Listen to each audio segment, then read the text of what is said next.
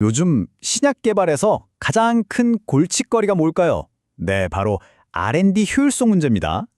오늘 분석에서는요, 단순히 기술이 어떻다 하는 뜬구름 잡는 얘기 말고요, 실제로 우리 내부 프로세스를 어떻게 최적화하고 파이프라인 속도를 확 끌어올릴 수 있는지 그 구체적인 전략을 한번 파헤쳐 보겠습니다. 모든 R&D 리더들이 머리 싸매고 고민하는 이 문제, 과연 어떻게 풀 수 있을까? 그 해답을 찾는 첫 번째 힌트가 바로 이 숫자입니다. 3.2배. 생성형 AI에 대한 지출이요. 불과 1년 만에 3배 이상 늘어나서 2025년에는 무려 370억 달러 규모가 될 거라고 해요. 엄청난 돈이 지금 바로 이곳으로 쏟아져 들어오고 있다는 거죠. AI가 그냥 잠깐 반짝하는 거품 아니냐, 이런 논쟁은 이제 끝났습니다. 시장의 대답은 아주 명확해요. 이건 명백한 붐이다. 단순한 유행을 넘어서 산업의 판 자체를 뒤흔드는 아주 근본적인 플랫폼의 변화가 시작됐다는 신호입니다. 근데 여기서 진짜 흥미로운 점이 뭔지 아세요? 전체 지출의 절반이 넘는 190억 달러가 사용자가 바로바로 체감할 수 있는 애플리케이션에 들어간다는 거예요. 이건 기업들이 지금 당장 눈에 보이는 성과, 그러니까 실질적인 생산성을 높이는데 집중하고 있다는 아주 확실한 증거죠. 하지만 다른 모든 숫자를 다 잊으셔도 이 숫자는 꼭 기억하셔야 합니다. 바로 전환율이요. AI 솔루션의 도입 전환율은 47%, 기존 소프트웨어의 25%랑 비교하면 거의 2배 차이잖아요. 이 숫자 하나가 모든 걸 말해줍니다. AI는 더 이상 한번 시험해보는 프로젝트가 아니라 반드시 성공시켜야만 하는 핵심 투자라는 걸요. 자, 그럼 이 엄청난 AI의 힘을 어떻게 써야 할까요? 어떻게 하면 이걸 실제 우리 파이프라인 속도를 높이는 데 쓸 수 있을까요? 오늘 우리가 살펴볼 전략적 청사진, 바로 이 세 가지 핵심 원칙입니다. 첫째, 임상 속도. 둘째, 데이터를 제품처럼 다루기. 그리고 셋째, 운영 품질입니다. 자, 첫 번째, 원칙부터 시작해볼까요? 바로 임상 속도입니다. 여기서 핵심은 뭐냐면요, AI를 써서 길고 복잡한 임상 개발 과정에서 발생하는 쓸데없는 마찰들을 싹 없애버리는 거예요. 그래서 파이프라인에 말 그대로 속도를 붙여주는 거죠. 속도를 높이려는 투자는 이미 시작됐습니다. 2025년 헬스케어 분야 AI 지출이 15억 달러에 달할 거라고 하는데요. 이 돈이 대부분 어디에 쓰이냐면 아주 반복적인 행정 업무들 있죠. 그걸 자동화하는 데 쓰이고 있어요. 바로 여기서부터 속도의 병목이 풀리기 시작하는 겁니다. 예를 들면 음성인식 서기 같은 AI 도구들이요.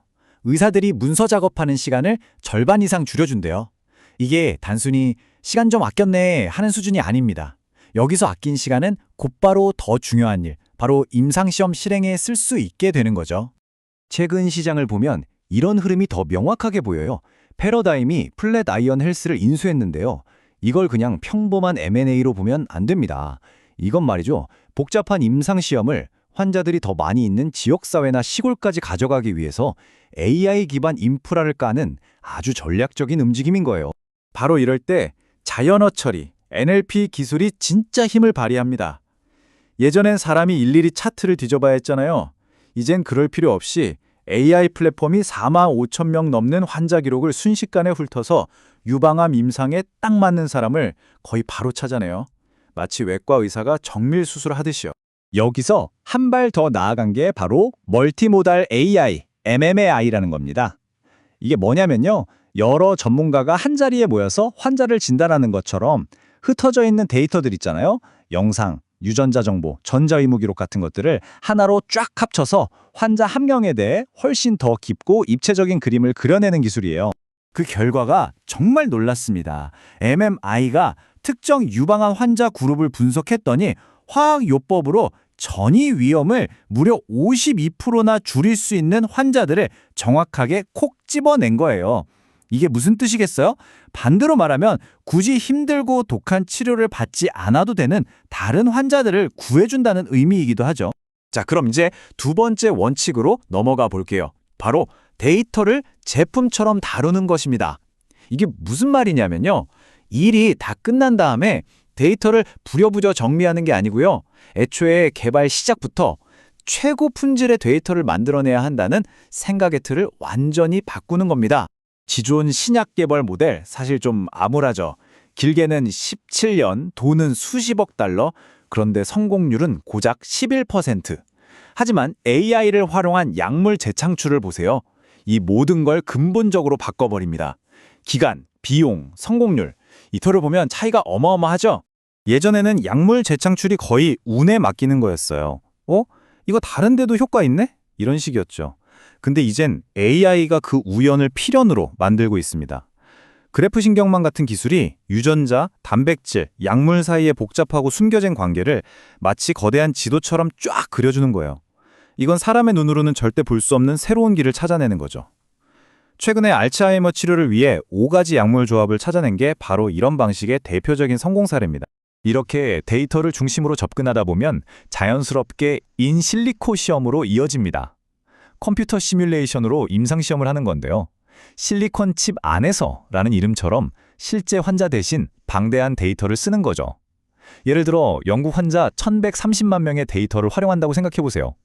비용이나 규모 면에서 기존 방식하고는 아예 비교가 안 되겠죠. 근데 여기서 제일 중요한 건 규제기관도 이런 변화를 밀어주고 있다는 거예요. FDA가 인실리코 시험 강화 프로그램을 만들었다는 건 이거 한번 해볼까? 가 아니라 이제 이렇게 해야 한다는 규제 차원의 의무로 바뀌고 있다는 걸 명확히 보여주는 겁니다. GLP-1 작용제 사회가 이 모든 걸 증명합니다. 원래 당뇨 같은 대사질환 치료제였잖아요. 근데 약이 출시되고 나서 쌓인 실제 의료 데이터, 이걸 RWA라고 하는데 이걸 분석해보니 파킨슨병, 심지어 중독 치료에도 효과가 있을 수 있겠다는 새로운 가능성이 보인 거예요. 이제 더는 비싼 임상시험에만 목맬 필요가 없다는 걸 보여주는 거죠. 자, 이제 마지막 세 번째 원칙입니다. 운영 틈질. 아무리 좋은 기술, 좋은 데이터가 있어도 이걸 제대로 굴리지 못하면 다 소용없겠죠? 여기서는 통합된 거버넌스랑 전략적인 파트너십으로 어떻게 차별화된 경쟁력을 만들 수 있는지 한번 보겠습니다. 쿼션트 사이언스랑 인트레피드 랩스의 파트너십을 한번 보세요. 이 사람들은 요즘 유행하는 범용 LMM을 쓰는 게 아니에요. 대신에 화학이랑 제형 데이터에 딱 맞는 아주 특화된 머신러닝 모델을 씁니다. 왜 그럴까요? 화학 분야에서는요, 정확도가 생명이고 헬루시네이션, 그러니까 AI가 없는 말을 지어내는 현상이 단 하나도 없어야 하거든요. 그래야 불필요한 실험을 줄일 수 있으니까요. 특히 후기 임상처럼 복잡한 단계로 갈수록 기술 하나만으로는 안 됩니다. 관계형 거버넌스라는 게 꼭 필요해요. 이게 뭐냐면 그냥 돈 주고 받는 단순한 계약 관계가 아니에요.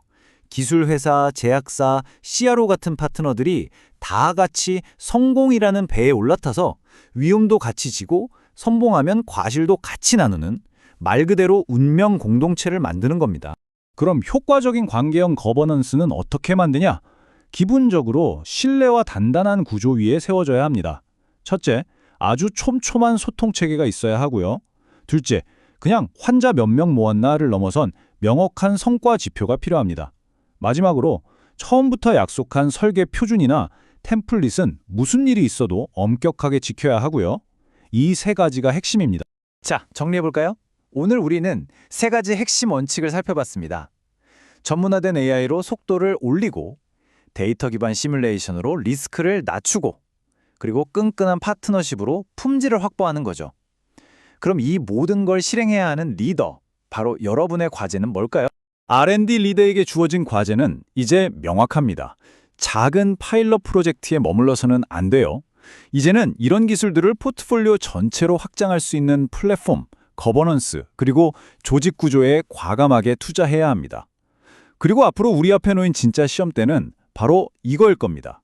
AI가 무엇을 결정했는지 보여주는 걸 넘어서 왜 그런 결정을 내렸는지를 규제기관, 의사, 그리고 환자들에게까지 완벽하게 설명해낼 수 있는 능력, 바로 그겁니다.